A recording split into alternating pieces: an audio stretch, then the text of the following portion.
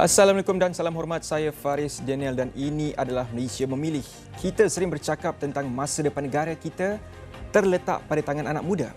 Dan dengan adanya undi 18, pastinya impak ataupun dinamik politik negara kita nanti akan ada perubahannya yang dapat kita lihat. Dan pokok pangkal ataupun kita boleh katakan didikan kepada proses demokrasi negara ini sebaik-baiknya perlulah bermula dari institusi pendidikan sendiri. Kerana perlu kita sedar yang undi 18 ini adalah golongan muda, yang mana itu adalah peringkat seseorang itu mula menghadapi cabaran yang memaksa dalam membuat keputusan tentang kehidupannya. Baik sistem pendidikan kita, baiklah juga pembentukan anak muda kita dalam menentukan masa depan negara. Namun kita ingin bercakap tentang kesenjangan pendidikan yang berlaku di negara kita. Kesenjangan ataupun ketidaksamarataan pendidikan kita ini paling jelas kelihatan kalau kita lihat sewaktu pandemik COVID-19 yang kita memperlihatkan kualiti pendidikan anak murid sekolah ini berbeza di antara keluarga golongan berpendapatan tinggi dan juga rendah dan juga serta pelajar di bandar dan juga luar bandar. Jurangnya kita dapat lihat dengan jelas. Jadi untuk kita ulas hal ini, kita ingin bersama dengan Ketua Pegawai Eksekutif untuk Malaysia, Zulfikri Zamir. Terima kasih Cik Zulfikri hadir ke studio di Pusat Penyiaran Asia. Zulfikri, bercakap dari aspek pendidikan di negara kita, apa yang sudah kita capai sebenarnya dan setakat ini menerusi pimpinan kerajaan terdahulu, apa yang kita dah capai sejauh ini? Terima kasih Faris kerana menjemput saya.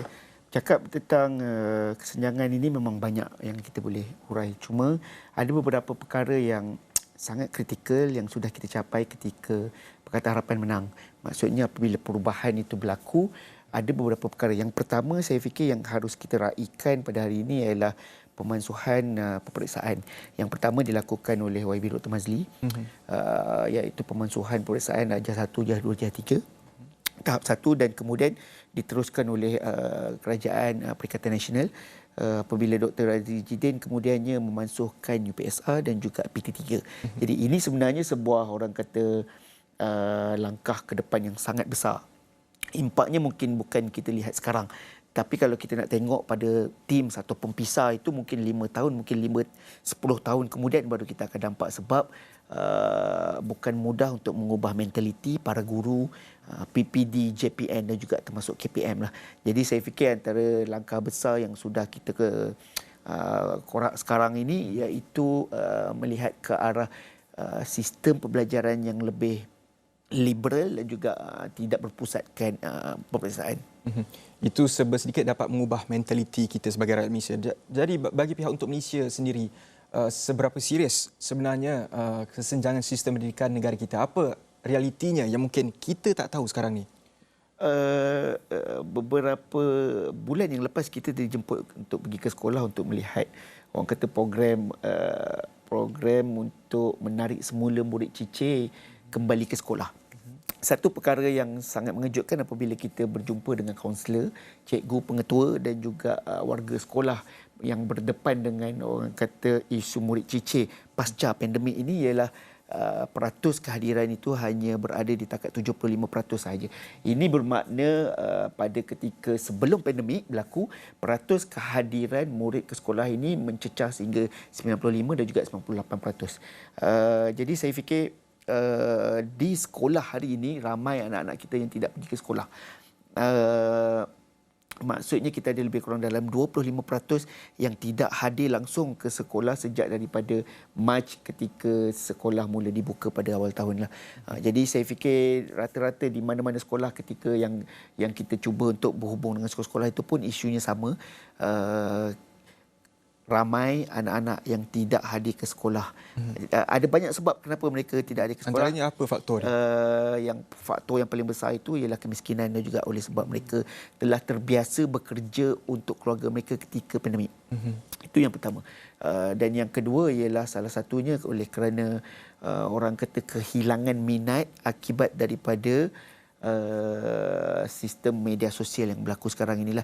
Jadi ramai anak-anak sekarang ini yang tengok orang tak perlu belajar jauh pun boleh jadi Grab, boleh bekerja dapat gaji, dan juga dalam masa yang sama mereka lihat ada orang yang main game ataupun live di TikTok boleh dapat sehingga 7,000, 10,000 jadi influencer dan sebagainya.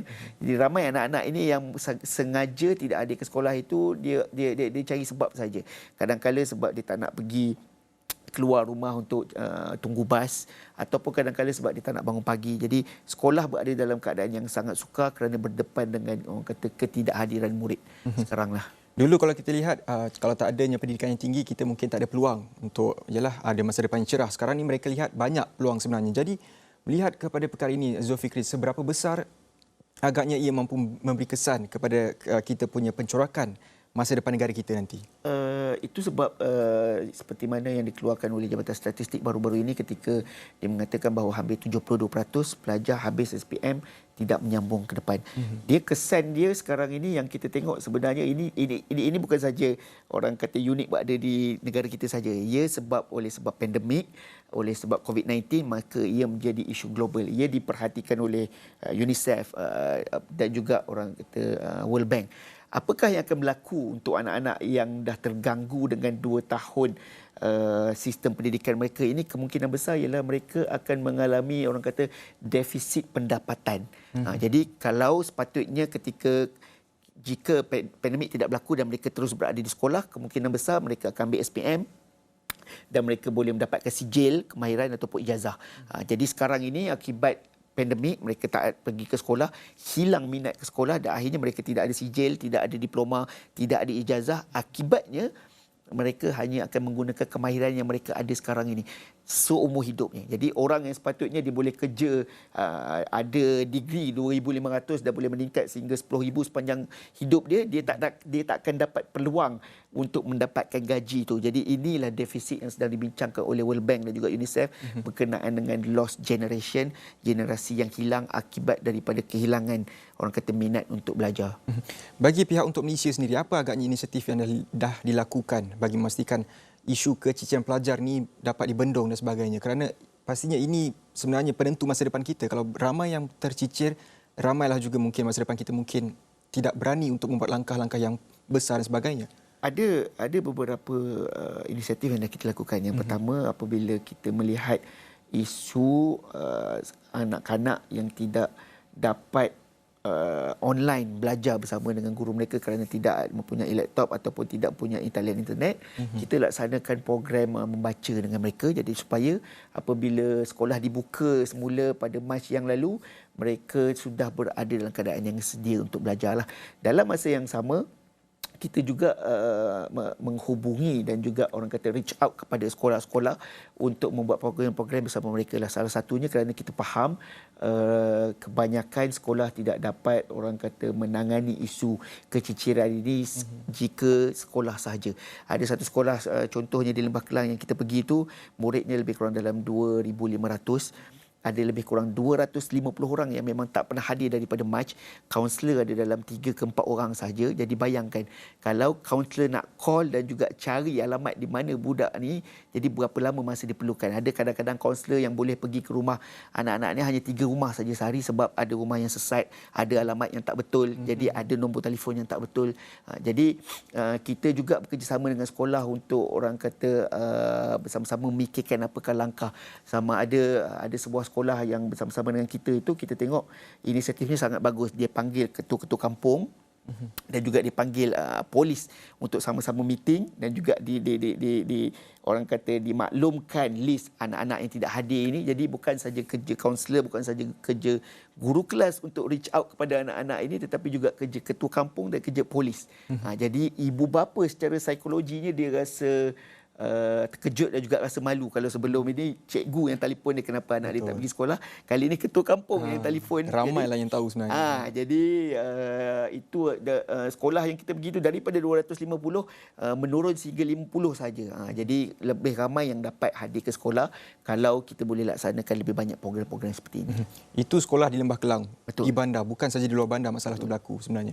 Dan kita lihat minat sebenarnya anak muda dalam politik ini masih rendah sebenarnya, Zulfikri.